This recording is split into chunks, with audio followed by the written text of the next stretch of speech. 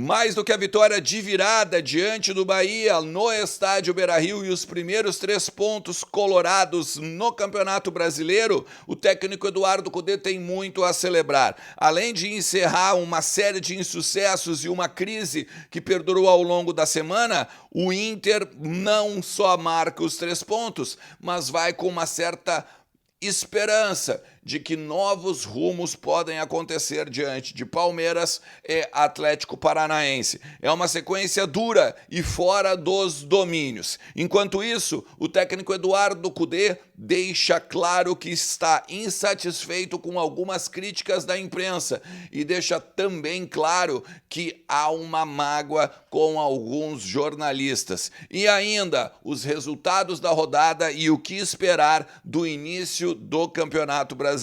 A gente vai falar sobre tudo isso, então tu sabe, fica comigo depois da vinheta.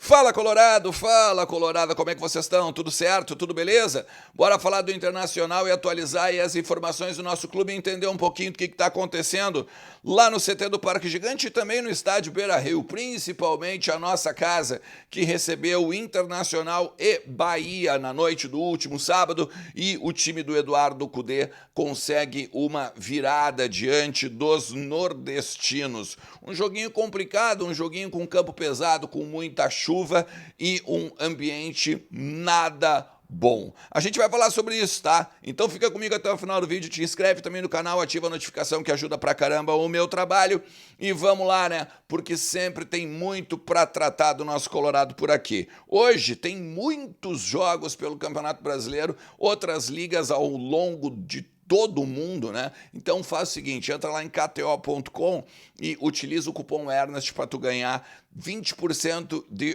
de free bet e botar um bônus, né, na tua conta e aí, brincar e se divertir, porque KTO é onde a diversão acontece, a melhor banca de apostas do Brasil.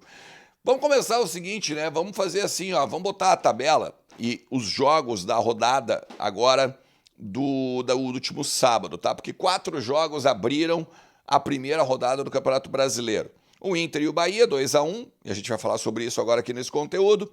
O Criciúma e o Juventude empataram lá no Heriberto Rios. Também no Maracanã, Fluminense 2, Red Bull Bragantino 2. E o São Paulo perdeu dentro do Morumbi, tá? Para o Fortaleza, 2-1 para o time do Vojvoda. Isso faz com que o Internacional e Fortaleza marquem então os teus 3 primeiros pontos na competição e aí depois todo mundo com 1, né? Hoje tem ainda todos os jogos às 16 horas, tá? Vasco e Grêmio lá em São Januário, Corinthians e Atlético Mineiro na Neoquímica, em Curitiba o Atlético Paranaense com o Cuiabá, depois no Serra Dourada Atlético Goianiense e Flamengo, e aí às 17 no Mineirão, Cruzeiro e Botafogo, e encerrando a rodada, o adversário do Inter agora na segunda rodada, né? Na quarta-feira que vem, Vitória e Palmeiras, no Barradão. Inclusive vou estar lá na Arena Barueri, então por isso que eu sempre te peço para tu te inscrever aqui no canal e ajudar o meu trabalho, beleza? Ó, eu acho o seguinte, tá? Eu acho que a gente tem algumas questões que tem que deixar bem claras e aí aproveitar que o Inter ganhou para essas questões serem pontuadas e ganharem, né, o devido bate-papo, tá? Primeiro de tudo é o seguinte, chovendo molhado dizer que o Fernando é um absurdo de jogador, né? Mas ele joga tanto como zagueiro como quanto volante. E aqui nessa mudança de quando ele está na zaga ou quando ele está no meio campo, que dá para a gente destacar algumas variações táticas do time do Eduardo Cudê.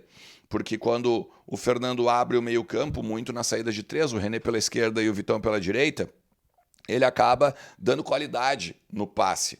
O único problema é que a gente não tinha um cara como o Arangues, que é muito mais participativo no meio campo. Ainda que o Thiago Maia tentou fazer dessas vezes, né? Mas como o Thiago Maia não tem a mesma característica do Arangues, que é aquele motorzinho de ficar correndo, a gente por vezes tinha uma saída de bola um tanto lenta, um tanto pesada, um tanto burocrática. Tá certo que o gramado também, por conta da chuva, estava bem pesado e a bola rolava mais, né? Se tu desse aquele bom e velho lançamento, aquele toque mais médio, longo. Então, o Inter teve essa dificuldade de sair com a bola.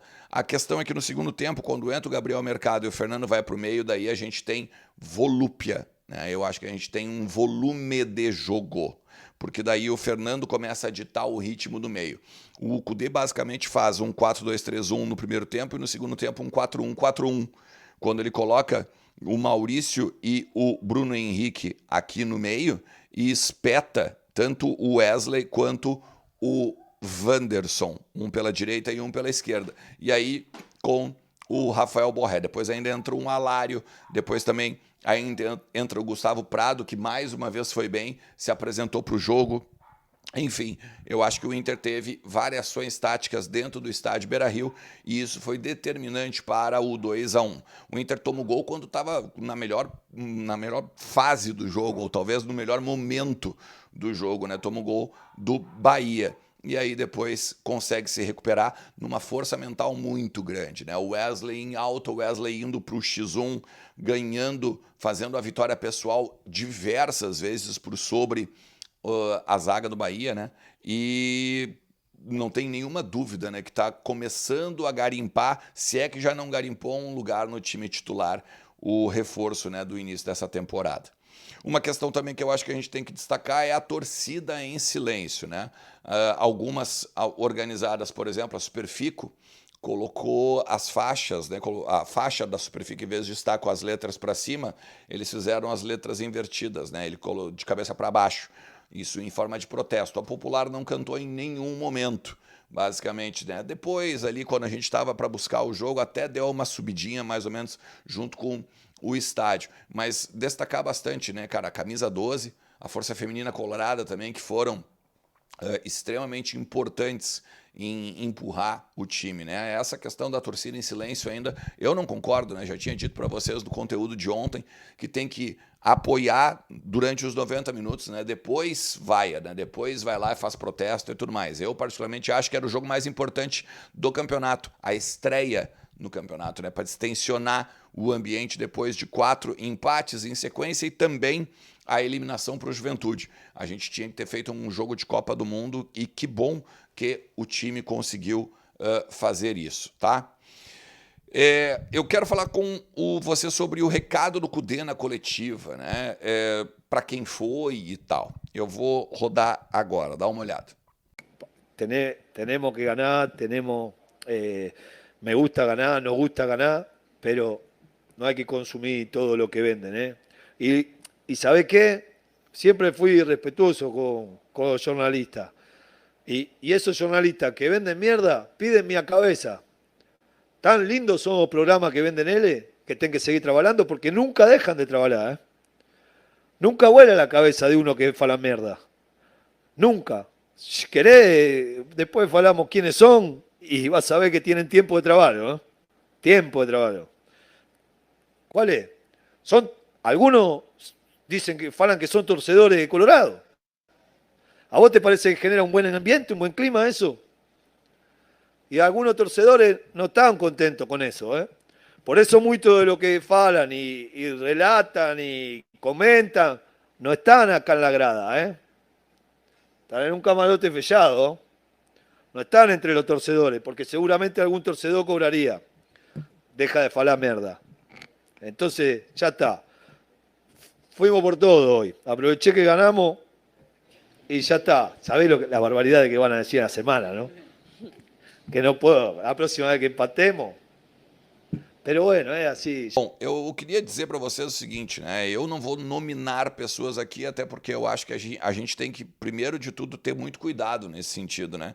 Porque, primeiro, cada um pode fazer o que quiser, né? Pode criticar, pode falar do Kudê, pode falar da torcida, pode falar do Inter, enfim, tá? Só que a gente tem que ter cuidado com algumas coisas. Ontem mesmo, nas minhas redes sociais, algumas pessoas diziam que tinha que ir na casa dos jornalistas. E claro que não, né, cara? Assim como não tem que ir na casa dos jogadores, assim como não tem que protestar de forma violenta contra o Internacional, diretoria e tudo mais, não acho que tem que fazer isso também com os jornalistas. Mas o Kudê deixa muito claro, né, que existe uma mágoa pelo jeito que ele era tratado em 2020 e também pelo jeito que ele é tratado aqui. Inclusive tem uma frase que ele diz, né, na coletiva: como passamos do nada a tudo isso? Eu sigo falando ao torcedor, cobrem, temos de ganhar, temos e gostamos de ganhar, mas não consumam tudo que se vende. Sempre fui educado com jornalistas e os jornalistas que vendem merda, né, pedem minha cabeça. E aqui ele está falando pelo seguinte, né, que o ambiente não está ruim, muito pelo contrário, o ambiente ele está de cobrança, o ambiente ele não foi bom durante a semana, o próprio Fernando fala isso, né, que foi uma semana tensa, depois quando ele dá uma entrevista na saída do campo ainda, que as cobranças ele entende que isso vai acontecer e é um time grande, ele sabe onde ele está. Essa é a frase do Kudê também, né, ao longo da coletiva. E aí aqui, né, ele ainda diz assim, falaram sobre uma confusão no bastidor. Como encontramos uma confusão no bastidor quando não houve? Né? Não houve nada de nada, houve apenas cobranças normais de vestiário. E aí aqui é o seguinte, né? A partir de agora, talvez, e eu não quero jamais emular o Mano Menezes, né? Que é um alento jogar fora do Beira-Rio. Só que o Inter volta agora para o estádio Beira-Rio só contra o Atlético Goianiense. Porque o Inter joga contra o Palmeiras na quarta-feira, depois no final de semana diante do Atlético Paranaense, e aí ele vai a Jocai, né, ao estádio Jocai, lá em Manta, no Equador, voltando então ao Atlético Goianiense, e depois pega o Cruzeiro fora, e possivelmente também fora a primeira partida da terceira fase da Copa do Brasil, ou seja, vai ter muito ainda a fazer longe dos seus domínios, para quando voltar aqui. E aí, óbvio, né, precisando do apoio da torcida e tal, não só vivo, mas com pontos, espero eu, né, com conquistados, a gente teria talvez um cenário um tanto diferente. O Inter que eu vou botar agora aqui, ó, o aproveitamento na temporada, tá? Como a gente ganhou o jogo é mais fácil. Tá? São 77% de aproveitamento, com 19 jogos, 13 vitórias, 5 empates e 1 derrota, 31 gols marcados e menos de 10 sofridos, são 9 gols sofridos. E por último, só para a gente pontuar rapidinho, né? A arbitragem, já como ganhamos o jogo é mais fácil falar, que arbitragem bem ruim, né?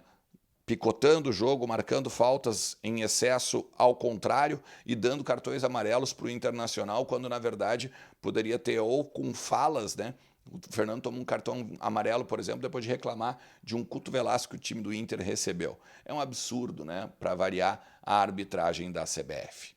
E se tu chegou até aqui, te agradeço demais. Vamos conversando muito sobre o Inter. Deixa teu like aí, que ajuda pra caramba o meu trabalho. E bota o que tu pensa do jogo de ontem aí, desse domingão aí feliz por termos vencido mais um jogo. Valeu? Um forte abraço. Tchau.